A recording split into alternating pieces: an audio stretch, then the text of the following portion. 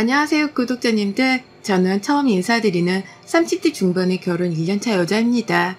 혼자 사는 싱글 친구들이 유독 많은 저였어서 결혼은 정말 남일이라 여기며 살았는데요. 어떻게 2년이 닿아서는 남편과 결혼까지 꼬리를 하게 되더라고요. 남편은 1살 연상의 자영업자이고 현재 동네에서 카페 2곳을 운영하고 있습니다. 말만 자영업자이고 사장이지 실상은 가게 장사가 힘들어 월급쟁이인 저랑 비슷한 수준의 수입을 벌어들이고 있고요. 그래도 부부가 같이 각자의 위치에서 일하면서 게으름 피우지 않고 잘 살아보려는 중입니다. 근데요, 최근 들어선 자꾸만 혼자 살았으면 어땠을까 싶은 후회가 들더라고요. 이제 막 결혼 1년 차인데 벌써 이런 생각을 한다는 게 결혼을 후회하는 것만 같아서 겉으로는 티도 내질 못한 채 살아가고 있던 저였습니다. 속마음을 훤히 다 드러내서라도 이 사연을 통해 묵힌 오라들을 좀 풀어보려고 해요. 속 시원했던 결말까지 한 방에 고속유차를 탄 듯 전달해 드리겠습니다. 저희 남편은 20대 때 캐나다로 워킹 홀리데이를 가서 커피 만드는 걸 처음 접했다고 했어요. 바리스타 자격증도 따고 커피에 진심이 되어 한국에 들어오자마자 학교만 졸업하곤 바로 커피 장사에 뛰어들었죠. 처음엔 남의 가게에서 커피 만들어주는 일을 하다가 점점 자기 스스로 커피 수입도 하고 별의별 곳을 다 하다가 30이 되기 전에 카페를 차렸습니다.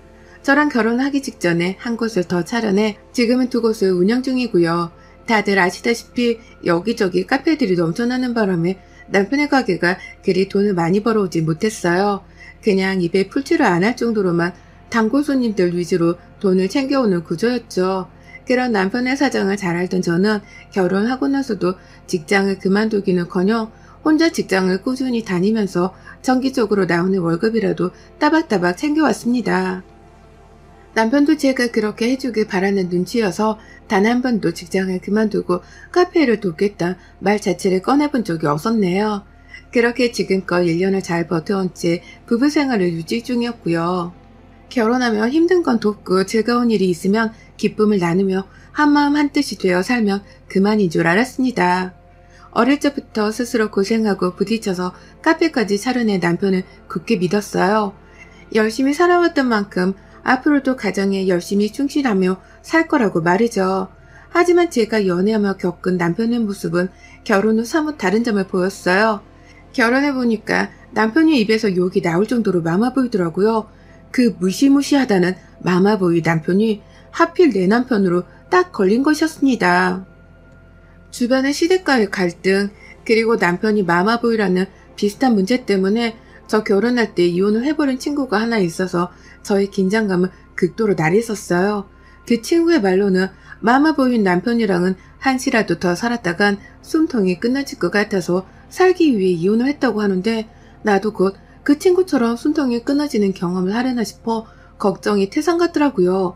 겁을 먹고 갈등을 최소화하기 위해서 긴장을 하던 저와는 달리 남편은 참 속도 없이 살았습니다. 잘 버텨오던 부부생활 같아 보였지만 실상은 정말 진흙탕 바닥을 방불케 했죠. 시어머니께서는 저희 친정엄마랑 나이가 똑같으세요. 젊은 적에 학습지 교사를 하셨다고는 하나 오래전에 일을 그만두셨고 지금은 가끔 식당 알바를 나가시며 심심풀이로 일을 하고 계셨답니다. 남편이 용돈도 드리고 있는 걸로 알고 있고요. 다만 남편이랑 제가 생활비를 제외한 다른 어떠한 지출에는 간섭을 하지 않기로 했던 바람에 정확한 용돈 금액은 알지를 못합니다. 저도 저희 친정 부모님께 용돈을 드리고 있었는지라 그 점에 대해선 따로 언급도 하려 하질 않았고요. 그런데 시어머니께서 저를 향한 내정 간섭이 좀 많이 심하셨어요. 나는 시어머니나 내 남편한테서 용돈 얼마를 받고 계시던 말던 내 남편이랑 얼마나 자주 연락을 하고 만나던 말던 신경을 끄고 살려고 노력하는데 어머님은 정반대로 행동을 하시는 겁니다. 혹여나 남편한테서 생활비라도 많이 받으면 어쩌나 걱정이 되셨던지 그래서 이번 달에도 생활비 말고는 돈도 안 받은 거 맞지? 확실하지? 라며 확인을 하겠다고 주기적으로 물어를 보셨고요. 혹여나 아들이 호구 잡힌 건 아닌지 중복 확인을 해야겠다며 저희 부부 생활비가 꽂히는 통장을 보여달라고 요구하기까지 하셨어요. 통장에 찍힌 금액을 봐야지만 안심이 될 것 같다는 속마음을 겉으로 말씀하시면서까지 말이죠. 내가 남도 아닌 며느리인데 며느리가 남편한테서 생활비를 좀 더 받게라도 하는 게 뭐 그리 잘못된 일인 건가 싶었습니다. 실제로 남편이 생활비를 더 보태주기라도 했으면 제가 이렇게까지 화가 나진 않았을 텐데요. 남편은 남편대로 돈 쓰는 거에 간섭을 하지 말자고 선을 긋고 살던 와중에 시어머니가 눈치 없이 돈 관리에 관여를 하겠다며 저를 닥달하는 상황이었기에 우라통이 말도 못하게 컸었습니다. 하지만 문제는 이뿐만이 아니었죠. 남편은 자기 엄마가 하는 말을 무조건 따른다고 하면서 시어머니가 시키는 대로 말을 들으라고만 했어요. 통장을 달라고 하면 드리고 돈이 필요하다면 드리라고 하며 급기야 제 월급에서 시어머니 용돈까지 챙겨드리란 말을 은연중에 뱉더라고요. 그 돈 모자라 시어머니가 하시는 일이 별로 없어 평소에 심심할 테니 집에 오신다고 해도 늘 문을 활짝 열어드리라고 하더라고요. 집 비밀번호도 이미 가르쳐줬다고 하면서 말입니다. 사는 집이 저랑 남편 둘이서 반반 모아 대출받아 얻은 전셋집이었어요. 근데도 남편은 일방적으로 혼자 시어머니께 비번을 알려들어선 어머님이 집안으로 마음껏 들어오실 수 있는 발판을 마련해줬고요. 본격적인 부부 사이 문제는 그것부터 시작되었죠. 제가 남편이랑 요즘 들어 부쩍 많이 싸우기 시작했어요. 뭐 평상시에도 마마보이 같은 말을 해대는 남편 때문에 섭섭한 게 많아 속이 상할 적이 많았었고 실제 마마보이처럼 행동까지 하는 남편 때문에 정이 확 떨어져서 입을 다문 적도 많긴 했습니다. 그 바람에 마음이 사소한 다툼도 분명 많았어요. 잘 지내려고 노력을 한 덕분에 다시금 관계가 원상복귀를 빨리 하곤 있지만 늘 제 마음을 속상하게 만드는 건 남편이었고 화해를 하려고 다가가는 건 저였습니다. 관계가 참 일방적이고 바뀌질 않았죠. 그런데 그간 결혼 생활을 하며 쌓였던 것이 극도로 표출이 되기 시작한 건지 요즘 들어서는 정말 지치고 힘들더라고요. 남편한테 섭섭하다고 말을 해보려 해도 이 사람이 일방적으로 시어머니 편만 들고 제 말은 바쁘다며 들으려고도 하질 않던 바람에 제대로 대화도 나누지 못하는 중이었어요. 거리두기가 해제되고 나서부터는 남편 가게가 조금 더 바빠지기 시작해서 남편이 일을 더 많이 하는 중이었거든요. 그러니 저는 저대로 팔자에도 없는 대화를 하려는 건 진작에 포기를 했고 그저 남편이랑 더 멀어지지만 말자는 생각으로 견뎌내고 있었습니다. 하지만 그러는 와중에 시어머니가 자기 아들 보고 싶다며 자꾸 내 집에 비밀번호를 누르고 들어오셨고요. 한 번은 제가 퇴근을 하고 막 옷을 갈아입고서는 침대에 누워쉬려고 했는데 문을 따고 들어오셔선 아들 이름을 부르며 엄마 왔다 하시더라고요. 그 말에 온몸에 소름까지 돋았을 정도로 혈압이 상승했었답니다. 하루 종일 너무 힘들었던 날이었는데 내 집안에서 제대로 쉬지도 못하고 시어머니를 배워야 했던 그 상황이 정말 역 같았으니까요. 하루 이틀이 아니었어요. 어머님은 자기 마음 꼴리는 대로 불규칙적으로 저희 집을 방문하셨고요. 제가 남편이랑 부부싸움을 해서 사이가 서먹한 와중에도 눈치 없이 집에 오셔서는 대놓고 네가 먼저 사과해. 밖에서 장사하고 오는 사람이랑 기싸움이라도 하려는 거야? 라며 저를 나무라셨어요. 남편은 더욱 시어머니라는 기둥 아래에 서서는 기고만장해져 갔고요. 저는 시어머니와 합세한 남편에게 억지로 사과까지 해가며 늘 분위기를 맞춰주는 사람이 되어 있었죠. 결혼 1년차가 되니 저는 딱 이 집안에 쓸모가 없는 사람이 되었답니다. 없어도 그만인 사람이었고 오히려 남편과 시어머니의 화풀이 대상이라고 표현을 하는 게 들어맞겠다 싶을 정도였죠. 그런 취급도 제가 겨우겨우 참아내고 있었는데요. 시어머니가 글쎄 도를 넘어도 한참 넘으려 하시더라고요. 그것도 남편이랑 저의 사적인 부부 사이 문제까지 들먹이면서 말입니다. 그날 제가 남편이랑 또 시어머니 때문에 아침 출근길부터 싸움을 했었어요. 시어머니가 집으로 상의 한 번 없이 소파 하나를 보내셨거든요. 남편이 허리가 아프다고 칭얼댄 바람에 시어머니가 아들 걱정이 된다며 일방적으로 저희 집 소파를 바꿔주셨던 겁니다. 누가 봐도 저렴해 보이고 저희 집에는 어울리지도 않는 갈색의 요상한 소파로 말이죠. 기존에 있던 소파를 가지고 있던 마당에 큰 새 소파를 받게 되며 난감했어요. 밤새도록 참고 참다가 다음날 아침이 되자마자 남편에게 쏘아댄 거였고요. 어떻게 이런 집안일 문제에 마음대로 개입을 하시냐고, 이 집에 사는 나는 보이지도 않는 거냐면서 남편한테 섭섭하단 문제와 더불어 너무 막무가내시라며 솔직하게 말을 했습니다. 하지만 남편은 역시나 자기 사랑이 대단한 엄마를 향해 비난을 하는 저부터 원망을 하더라고요. 상황을 따져보기는 개뿔, 앞뒤 사정 따져보지도 않고서 남편 앞에서 시어머니 앞담화를 하냐? 라며 저의 태도를 가지고서 싸움을 키웠죠. 도무지 대화라는 것이 불가능했습니다. 제가 A에 대해 힘들다고 말을 하면 남편은 꼭 B에 대해서 문제 제기를 하면서 싸움을 더 파국으로 키웠거든요. 한참 말싸움을 하다가 출근에 늦겠다 싶어서 부랴부랴 집을 나섰어요. 그리고는 저녁에 집에 가기 싫다는 생각만 내내 하다가 억지로 집에 도착을 했답니다. 그런데 남편이 있더라고요. 요즘 한참 바빠서 퇴근도 늦게 하던 사람이 집에 있길래 놀랬는데 역시나 시어머니도 그 옆에 계시더라고요. 남편이랑 제가 싸웠다는 소리를 전에 들으신 건지 저를 향해 불만이 가득한 표정으로 이미 입이 대발 튀어나온 채로 서 계셨습니다. 여전히 두 개인 우리 집 소파를 보면서 너 내가 사준 걸로 왜 안 바꿨니? 이 소파는 언제 버릴 건데? 라며 화까지 내셨죠. 이게 화낼 문제인가 싶더라고요. 오히려 나한테 미안하다고 상의도 없이 소파를 집에 들여서 잘못했다고 용서를 구해도 모자랄 판국에 자기가 사준 소파를 바로 사용하지 않고 있다며 불만 가득한 채로 팔짱을 끼고서는 저한테 쏘아대시는데 정말 맘 같아선 제 머리를 스스로 때리고 싶었을 정도였습니다. 그렇게 해서라도 이 말도 안 되는 상황을 억지로 벗어나고 싶었어요. 그러다 남편이 아유 짜증나 진짜 못 살겠네 라는 말을 하고서는 안방으로 들어가 버렸고요. 저는 저대로 시어머니랑 거실에 단둘이 남겨줬다가 뻘쭘했던 나머지 그냥 친정이라도 갈 참으로 다시 집을 나서려 했습니다. 진짜 저도 더는 등신짓을 그만하고 싶더라고요. 무례한 사람들 앞에서 잘못한 것도 없는데 비위를 맞춰주는 것도 한계가 있었으니까요. 그런데 그때 시어머니가 저를 붙잡으셨어요. 정말 다급하다는 듯이 집을 나서려는 저를 옷부터 끄집어 당기시길래 이제서야 어머님이 며느리한테 먼저 사과라는 걸 하시나 보다 싶었습니다. 드디어 스스로에게 잘못의 책임이 있으니 며느리한테 사과를 해야겠다는 결심을 하신 줄 알았어요. 그래서 저도 집을 나서려다가 못 이기는 척 저를 잡아당기는 어머님을 뒤돌아봤는데요. 그 순간 저는 제 도기를 의심하고야 말았습니다.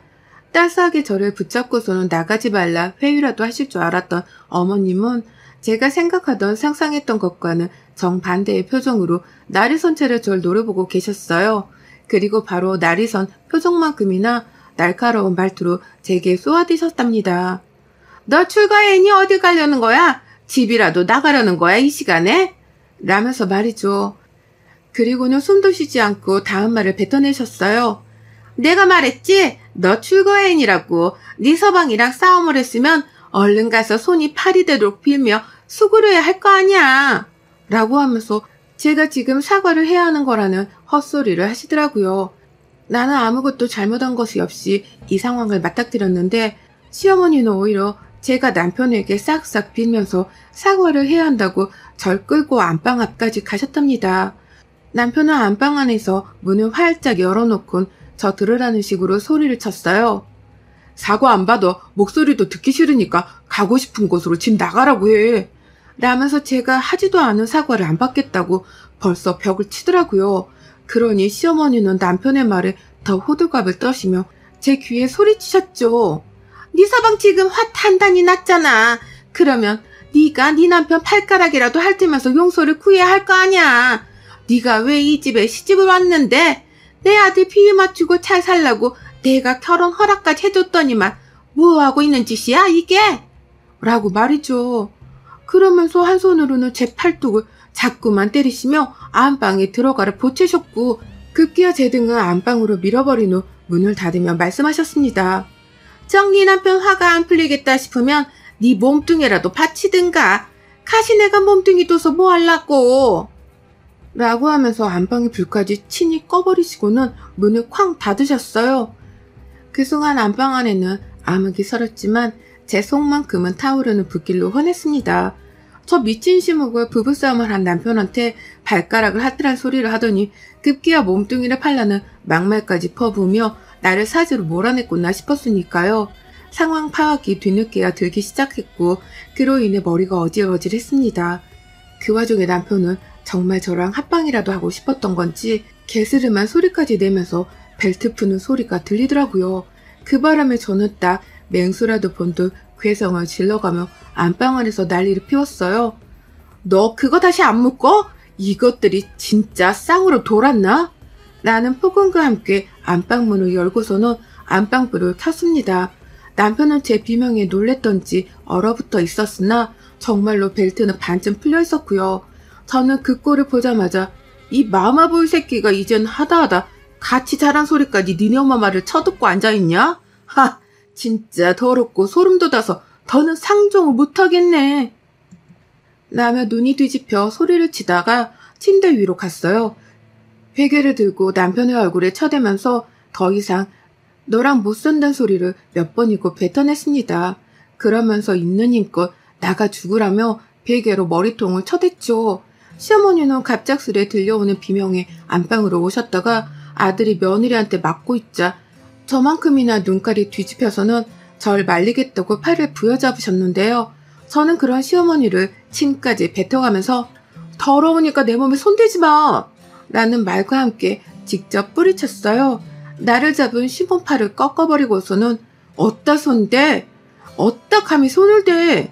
라며 흔들어 제꼈고 아프다고 놔달라고 하는 시어머니의 말을 씹어버린 후 그대로 어머님을 남편에게로 밀쳐버렸습니다. 그도 모자라 제 손으로 시어머니를 다시 끌고선 거실로 나와버렸죠. 시어머니가 집으로 보내주신 그 어처구니 없는 소파 위로 시어머니를 밀쳤고 그 위에서 시어머니를 멱살을 잡은 채 뒹굴었습니다. 당장 가지고 꺼져. 내 집에서 꺼지라고. 능력 없는 자식이랑 결혼하며 기껏 전세금도 반 보태서 왔더니만 애미란 년은 지 아들을 호구 잡아놓고선 허구한 날 집구석에 기어들어오고 아들이란 놈은 쪽팔린 줄도 모르고 전아이를 처먹고서 마마보이 짓이나 하고 말이야. 내가 네 아들 없으면 평생 결혼도 못하고 살 줄 아니? 어따 대고 발가락을 핥으라 말아야? 니들이 잘못했는데 왜 내가 내 몸 희생해서 네 아들 비를 맞춰야 하냐고. 이것들이 하는 짓만 더러운 게 아니라 머릿속도 새까맣게 더러운 것들이네. 라고 하면서 소파를 아주 비비적거렸어요. 그러니 시어머니는 혼이 나가서는 남편한테 살려달라 빌기까지 하셨고요.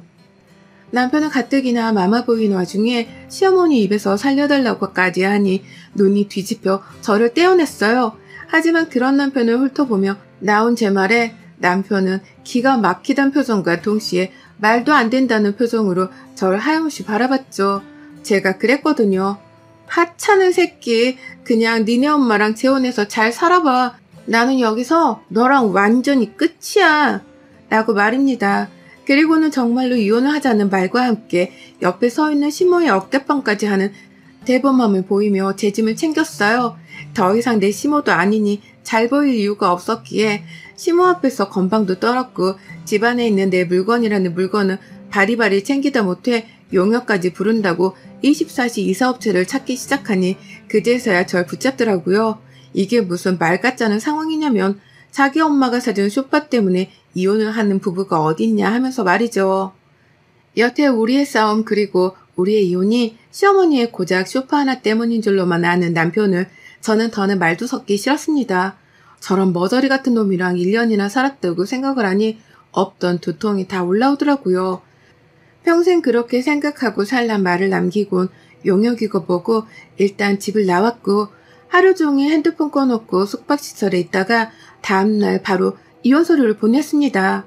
집에 가서 제 짐을 챙기려고 했더니만 시어머니가 글쎄 저희 집에 무작정 들여놨던 그 소파를 가져가셨더라고요. 이혼하겠다고 선전포고를 하니 그제서야 잘못한 줄을 알고서는 멋대로 들인 소파를 도로 가져가신 겁니다. 하지만 전 이미 두 사람의 끝장을 볼 때까지 다 본 후였기에 일말의 미련도 남아있질 않았어요. 더 이상은 자기 엄마 편만 들면서 마누라를 외롭고 힘들게 만드는 남편이라 부부라는 소리를 듣기도 싫었고요. 제 이혼 한마디에 태세 전환을 하며 분위기를 살필 줄 아는 여우 같은 시어머니를 더 오래 겪고 싶지도 않았던 거죠. 직장 다니면서 혼자서 살더라도 충분히 잘 살 수 있는 제가 결혼이라는 것 때문에 하루하루를 더 괴롭게 살기가 싫었습니다. 그래서 저는 그 집안에 있던 제 살림살이를 싹 다 챙겨서는 집을 나와버렸어요. 코로나 시국에는 지각이 힘들다며 저한테 기대고 산 것도 많은 놈이었는데 그 값을 다 되돌려받지 못하고 이혼하는 게 억울하긴 했지만 제 짐을 빼고 나니 텅 비어진 집을 보며 남편도 꽤나 똥줄이 타겠구나 싶더라고요. 그리고 제가 집을 완전히 나오게 된 그날 남편은 저녁 뒤늦게야 전화를 해왔어요. 제가 정말로 이혼을 하려고 할 거라곤 생각을 못한 건지 저녁 늦지막히 퇴근하고 집에 왔다가 텅 빈 집안을 보게 된 것이었죠. 전자레인지는 내 거였고 그릇 하나도 내 거였다며 짐을 다시 들고 오라고 반협박을 하며 화를 내길래 여태 정신을 못 차렸구나 싶었습니다. 그래서 남편에게 최후의 통보를 했네요. 좋게 끝나려고 했는데 재산 분할이 정하고 싶은 것 같으니 내가 직접 소송을 걸어줄게. 법정에서 사이좋게 해결해 보자고. 라고 말이죠. 그 말에 남편은 또 혼자 그게 아니라며 난리 부르스를 떨다 저한테 전화를 끊겼고요. 내내 전화가 걸려오길래 핸드폰을 꺼놓고서 전 정말 소송도 걸어줬습니다. 이게 사람 무서운 줄을 모르고 끝까지 진상짓을 부리려 하길래 제가 정신교육 좀 시켜주고자 이번에 바짝 약을 올려주기로 했네요.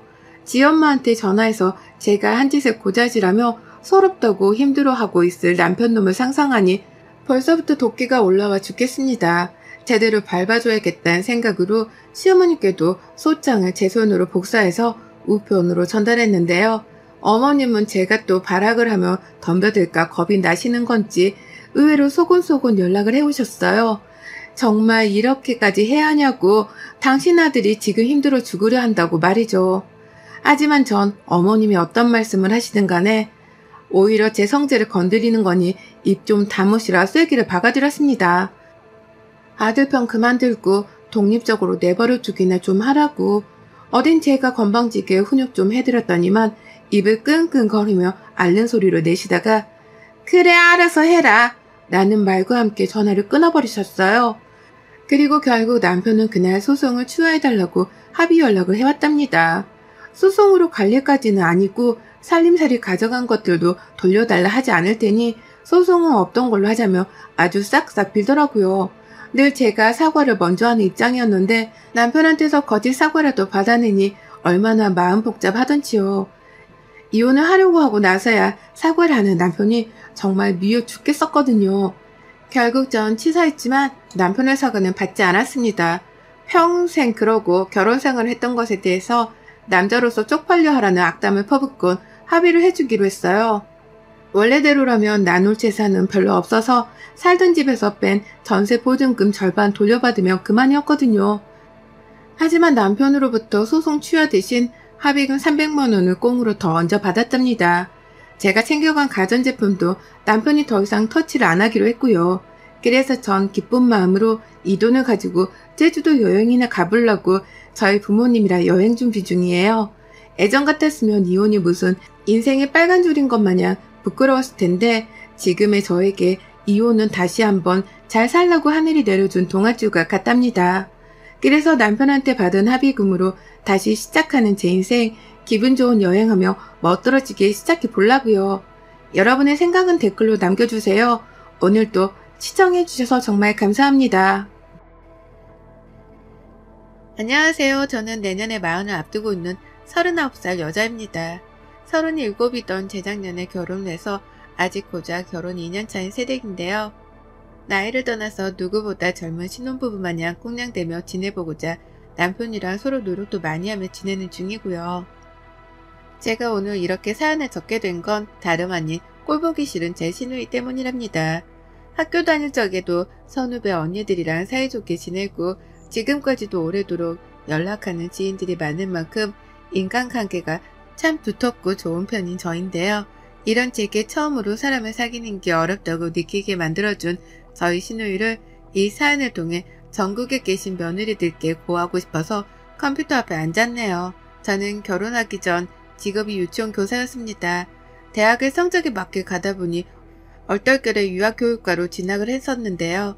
어릴 적부터 아이들을 좋아라 했었고 실습을 나가보니 저하고도 잘 맞는다는 생각이 들어서 자연스럽게 이 길로 진로를 결정하게 되었죠. 그리고는 30 후반이 되도록 이 일을 하면서 참 많은 우여곡절이 있었어요. 일하면서 아이들과의 마찰 때문에 겉으로 표현을 못하며 속을 삭히는 경우도 많았고 대다수의 경우에는 학부형들과의 관계 때문에 을의 입장에서 괴로워하던 때가 많았답니다.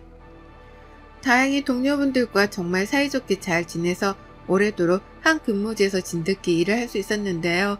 이게 참 오래도록 할 일은 못 되더라고요. 그래서 늘 일을 언젠가는 그만두겠거니 했었는데 그 시기가 바로 결혼 후에 찾아왔었답니다. 소개팅으로 남편을 만났었고 결혼 후 바로 전업을 할 생각은 없었지만 신혼집을 남편 직장 근처로 구하게 되면서 얼떨결에 제가 직장을 그만두게 되었어요. 출퇴근길만 3시간이 걸리는 거리라서 너무 부담스러웠거든요. 남편도 그렇게 오고 가며 쏟는 시간이 아깝다고 빨리 그만두라 재촉을 했었고요. 언젠가 다시 직장을 구할 수 있을 거라는 생각으로 아주 개운한 마음에 사표를 냈습니다.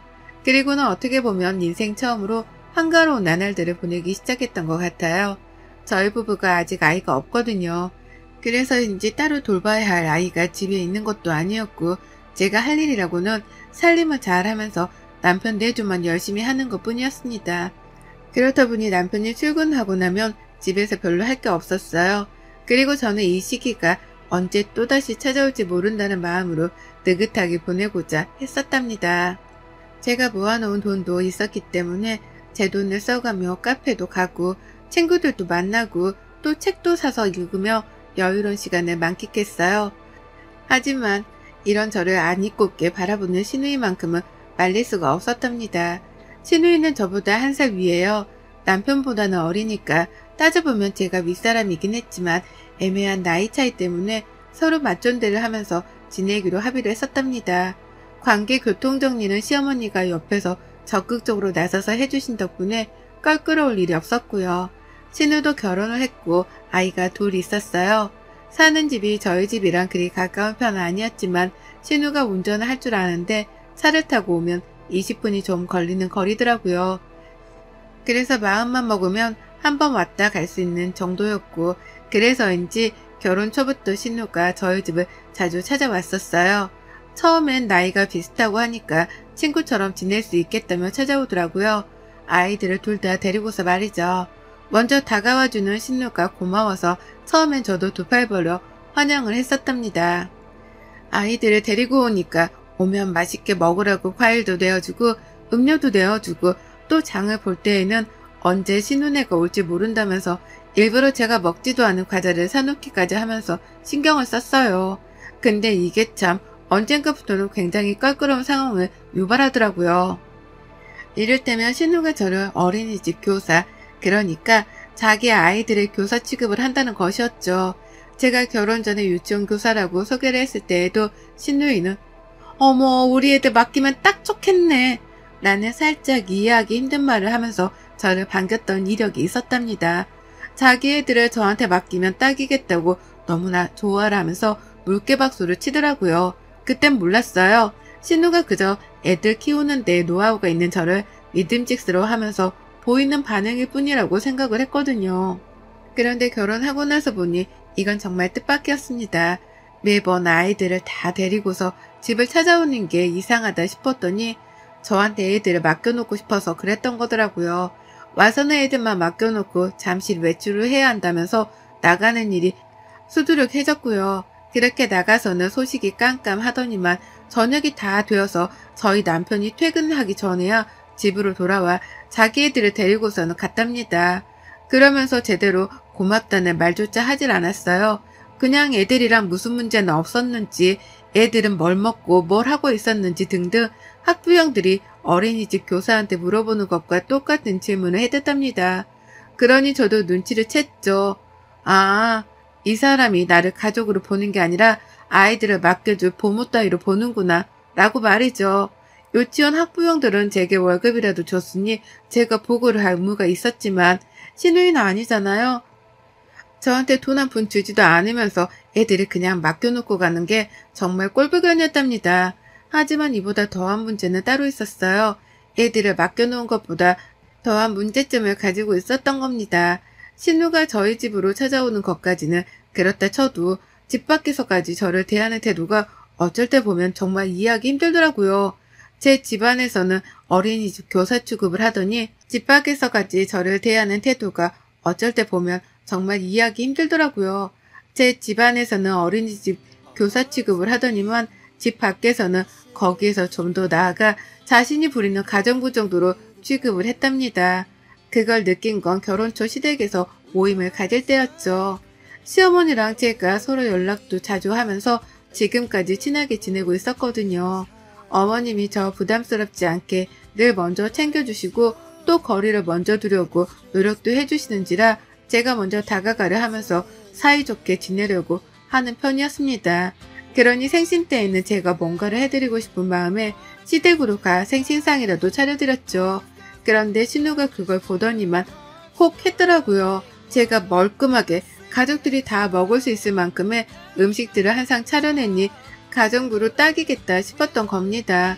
시어머니 생신상을 차려낸 당일에도 힘들게 요리를 한 걸 안다면 자기가 나서서 숟가락이라도 세팅을 할 법했는데요. 전혀 그런 노력 하나 없이 상다리 앞에 앉아서 제가 놔주는 수저로 자기 밥을 먼저 먹더라고요.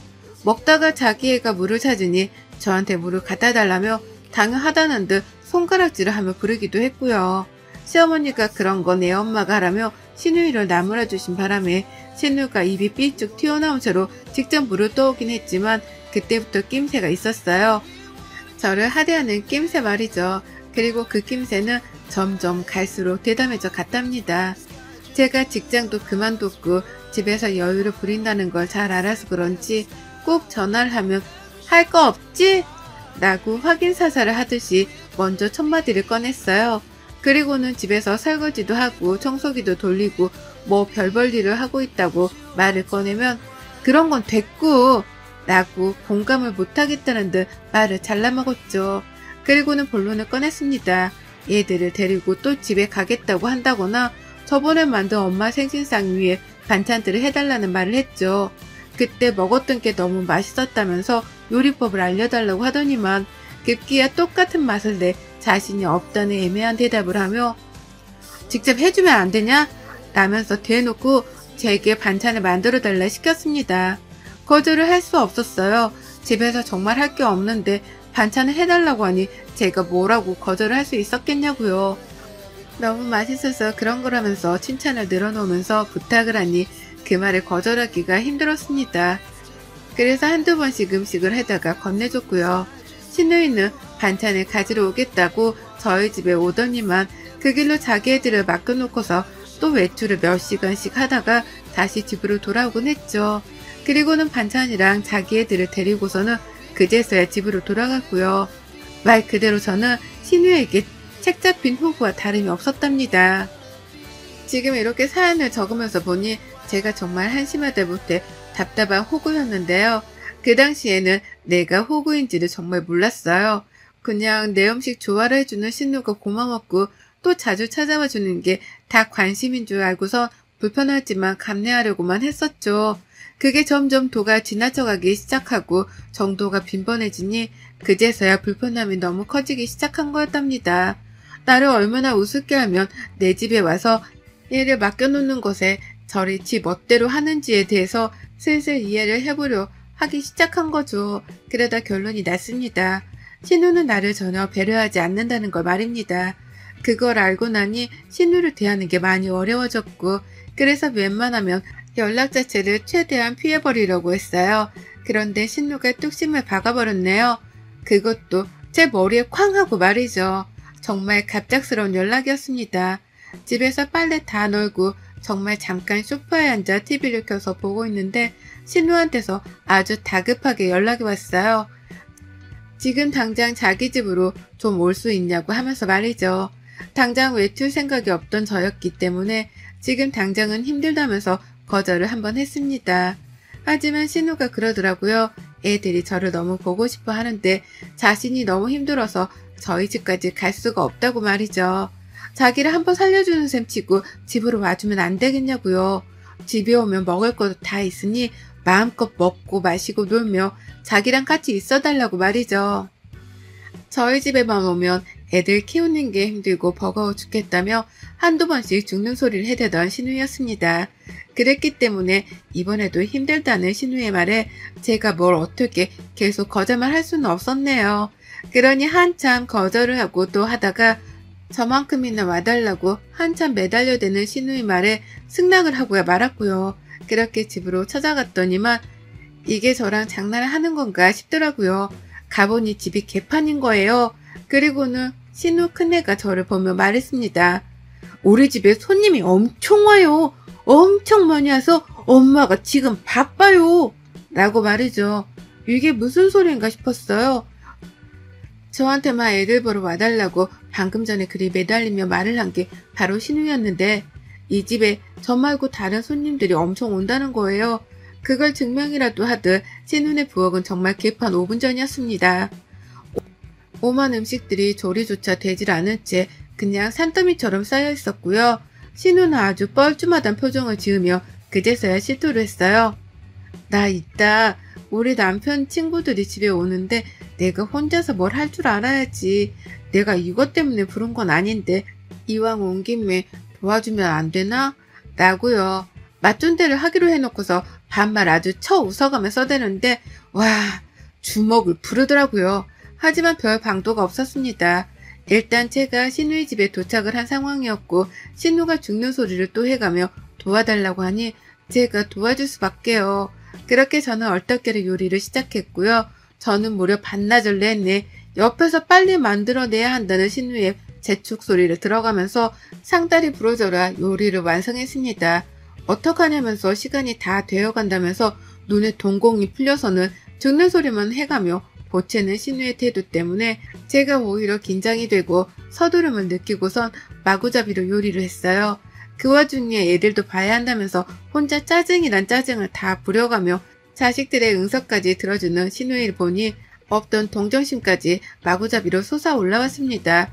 그러니 제가 어떻게든 빨리 하나라도 해치우고서는 나라도 집으로 돌아가야겠다 싶었죠. 그렇게 하다 보니 어느새 반나절이 지나가고 있었고 저는 녹초가 되어버렸어요. 이대로는 집에 가는 것도 힘들어서 그냥은 못 가겠다 싶었고 택시를 불러 꼭 택시를 타고 가야지 다짐했습니다. 차비라도 당연히 신우가 지불을 해줄 것이라 생각했어요. 얼떨결에 불려와서는 이렇게 개고생을 했는데 적어도 차비 혹은 남은 고기라도 한가득 싸줄 줄 알았습니다. 그게 사람 사는 세상에서 인지상정이 아닌가 싶었네요. 하지만 신우는 제 예상을 한 번 더 훌쩍 뛰어넘어 버렸답니다. 이 꼴불견이 글쎄 전화 한 통을 받고 오자마자 서둘러 저를 내쫓더라고요. 아유 이제 다들 집 코앞에까지 도착을 했다네. 얼른 가 얼른 가 라고 하면서 말이죠.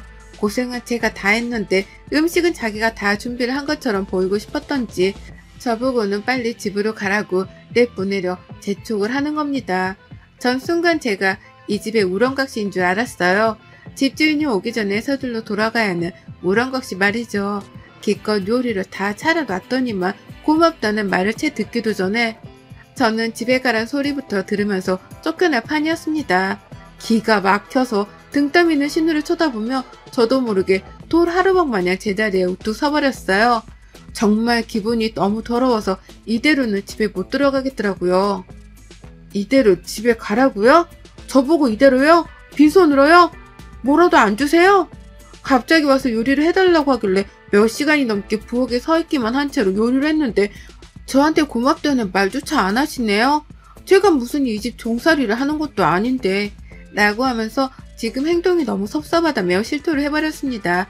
표정 관리조차 되지 않은 채 신우의 입에서 고맙다거나 미안하다는 인사말이라도 한마디는 꼭 듣고 가야겠다 싶었어요. 그래서 사실대로 속마음을 털어놨더니만 저희 신우가 뭐라는 줄 아세요?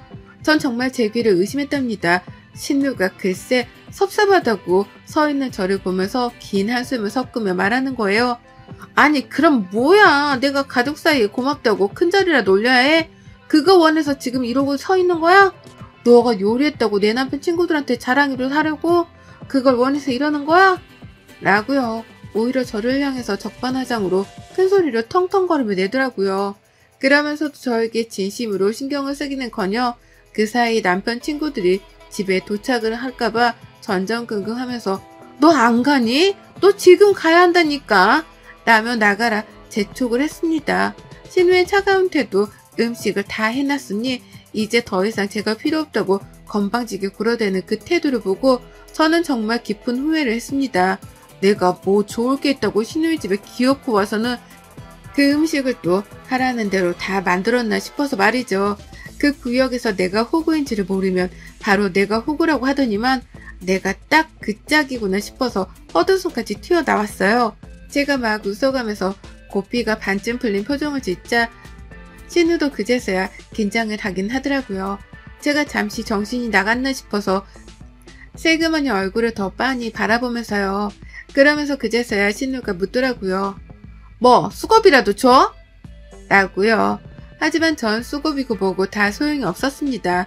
애초에 제가 별말을 하기 전에 고맙다고 인심 쓰듯 말이라도 해줬으면 제가 그렇게까지 화가 나진 않았을 텐데요. 이미 저는 모든 걸 봐버리고 난 후였죠. 저에게 고마운 줄도 몰라 하고 제가 만들어 놓은 음식에 공을 가로채면서까지 저를 집에서 쫓아내려고 한 신우의 본성을 말이죠. 그걸 알고 나니 더 이상은 신우가 저에게 베풀어 줄 것들에 대해서 관심이 없었답니다. 애초에 베푸는 것도 없던 사람이었기에 기대도 안 했었지만 이날은 상황이 좀 특별했기에 어떻게든 제가 받은 이 수모를 되갚아주고자 했어요. 그러고는 고민을 할 것도 없었답니다. 눈앞에 제가 만들어 놓은 음식들이 한가득 차려진 상이 있었거든요. 그걸 그냥 보고 있었는데 내가 뭐하러 이 음식들을 신우집에서 만들어서는 저걸 저리 먹음직스럽게 그릇 위에다가 담아놨을까 싶더라고요. 나도 못 먹고 내 남편도 못 먹을 음식인데 저걸 저렇게 만들어 놓기만 하고 이 집을 나가면 난 도대체 뭘 위해 여기 온 걸까 싶어 정신이 희미해졌습니다. 결국 전 이 집에 온 의미를 꼭 찾고 가고자 했네요. 그리고 이내 이 집에 온 의미는 바로 신우에게 되갚음을 해주는 것이라 마음을 굳혔고 그 길로 상다리를 걷어차버렸습니다. 네, 제가 반나절 내내 만들어 놓고 상 위에다 플레이팅까지 한 그 상을 다리부터 제 발로 걷어차버려서 넘어뜨려 버린 겁니다. 아주 그냥 음식들을 박살을 내버린 것이었죠. 한순간에 한쪽으로 쏠리는 상을 따라서 모든 음식들이 손쓸 새도 없이 바닥으로 굴러 떨어져 버렸습니다. 음식을 하나라도 건질 새 없이 그릇들이 쏠리며 뒤집어져서 바닥에 한데 섞여버렸고요. 그 길로 신우는 소리를 지르다 비명 하나 안 나오는 채로 입을 벌린 채 굳어버렸어요. 그 꼴을 제 두 눈으로 분명히 확인을 하고서야 저는 신우의 집을 나섰죠. 이젠 정말 가야 할 때네요. 라고 말하면서요. 집을 나서는데 신우 곡소리가 귓구멍 안까지 시원하게 훅훅 들어왔습니다. 그 길로 후딱 집을 나서서 길목에서 택시를 잡으러 하니 저쪽에서 신우 남편이 정말 친구들을 우르르 데리고서는 막 차에서 내리더라고요. 못해도 성인 남자가 여섯은 되어 보였는데 그 순간 저도 모르게 현실 웃음이 터져버리고야 말았습니다. 저 많은 사람들이 지금 신우 집에 들어갔다가 그 난장판이 되어버린 꼴을 보고선 무슨 생각을 할까 싶어서 말입니다. 신우는 막 울음을 터뜨리기 직전의 표정으로 얼굴이 홍단무 마냥 시뻘개져 있었는데 남편 친구들 앞에서 얼마나 개쪽이라며 쪽팔려 할지 안 봐도 뻔했네요. 그리고 전 이 일을 저 스스로 시어머니께 자진 신고를 해버렸습니다. 이 일로 시어머니께 건방지고 힘 좀 쓰는 며느리라는 오해를 사고 싶지 않았거든요. 그래서 홧김에 시어머니께 바로 전화를 해버렸어요. 이런 일이 있어서 신우집에 가게 되었는데 반나절 내내 붙잡혀 있다가 쫓겨날 뻔해서 홧김에 상다리를 엎어버렸다고 말이죠. 신우가 소리를 지르며 울먹였는데 어머님 볼 면목이 없다고요. 전 이때까지만 해도 어머님이 말씀이 없길래 저를 혼내키려는 줄 알았어요. 딸은 딸인 건지 역시 시어머니는 신우 편을 들려 하시나 보다 라고 생각을 하고서 내심 긴장을 엄청 했죠. 근데 시어머니가 그러시대요. 너 정말 잘했다. 네가 이제서야 정신을 좀 차렸구나. 너무 잘했어. 걔는 언젠가 한번 너한테 그렇게 홍군형이 날 줄 알았다. 걔는 그런 일 당하고도 싼 애야. 그러니까 나한테 죄송한 애만에 그런 소리 하지 말고 얼른 집에 가서 쉬어라. 너가 오늘 고생 정말 많았다. 라고요. 어머님이 저를 엄청 칭찬해 주시더라고요. 그간에 신우가 저를 부려먹는 걸 옆에서 지켜보며 제가 왜 그렇게 고생을 사서 하나 싶어서 답답하던 찰나였는데 이렇게라도 정신을 차린 듯한 행동을 보인 것이 속 시원하다며 걱정을 오히려 풀어주려 하셨습니다. 어머님의 딸인 신우의 걱정이 아닌 제 걱정을 말이죠. 결국 어머님의 공감과 위로가 섞인 그 말에 제가 다 울컥할 뻔했었고요. 그렇게 저는 어머님의 응원까지 든든하게 받고선 정말로 신우집을 개판으로 만든 것에 대해서 일말의 죄책감도 가지지 않게 되었답니다. 배째라는 식으로 신우한테는 그 후 사과 전화 한번 할 생각을 안 했어요. 오히려 신우가 저에게 사과라도 할까 싶어서 연락을 기다렸는데 신우가 은근히 깜깜무소식이네요. 그날 남편이랑 남편 친구들에게 망신을 당하고 시어머니께도 크게 혼이 난 건지 신우는 저한테 애들 봐달란 말도 안 하고 집에 와달란 연락도 더는 안 하고 있습니다. 아직 일주일이 조금 넘었을 뿐이지만 벌써 연락이 없는 신우가 기트가 지경이네요. 저의 발차기 한 번으로 신우가 정신을 똑바로 차린 것 같아서 그렇게 흐뭇할 수가 없답니다. 그리고 전 이제야 다시 깨우쳤네요. 우리 신우가 아직 교육을 덜 받은 어른인 것 같으니 제가 교사 시절에 원생들을 가르치고 잘못된 건 혼냈었듯이 우리 신우도 가르칠 건 가르치며 혼내야겠다고 말이죠. 이제부턴 자진해서 신우 머리 꼭대기에 앉아 신우 버릇은 보이는 대로 잡아 족쳐가며 가르칠랍니다. 여러분의 생각은 댓글로 남겨주세요. 오늘도 시청해 주셔서 정말 감사합니다.